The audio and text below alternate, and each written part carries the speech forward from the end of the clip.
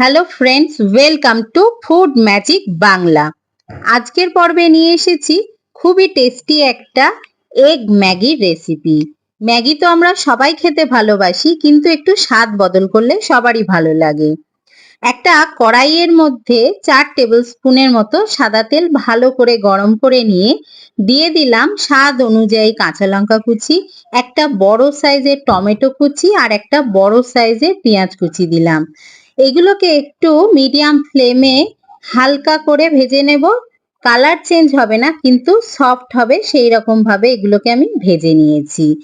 এবার ফ্লেমটাকে একেবারে লো করে দিয়ে দিচ্ছি কিছু মশলা।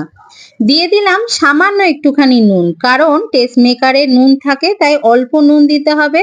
হাফ টিস্পুন হলুদ গুঁড়ো দিয়েছি, হাফ টিস্পুন জিরে গুঁড়ো, হাফ টিস্পুন ধনে গুঁড়ো আর অল্প একটু লঙ্কার গুঁড়ো দিয়েছি।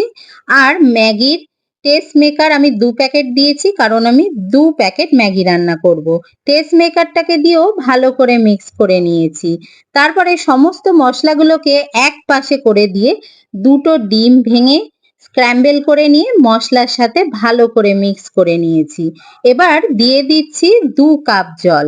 আমি নর্মাল যে চায়ের কাপ হয় সেই কাপে 2 কাপ পরিমাণ জল দিয়েছি।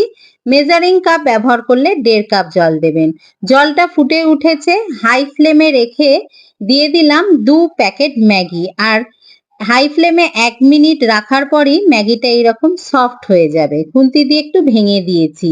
ফ্লেমটাকে এবার একেবারে লো করে দিয়ে রান্না করব 2 মিনিট। টোটাল 3 মিনিট রান্না করেছি। হাই ফ্লেমে 1 মিনিট আর 2 মিনিট হচ্ছে লো ফ্লেমে। তারপরে নামিয়ে আমি গরম গরম সার্ভ করেছি। এই ম্যাগিটা ঠান্ডা হলেও স্টিকি হয় না।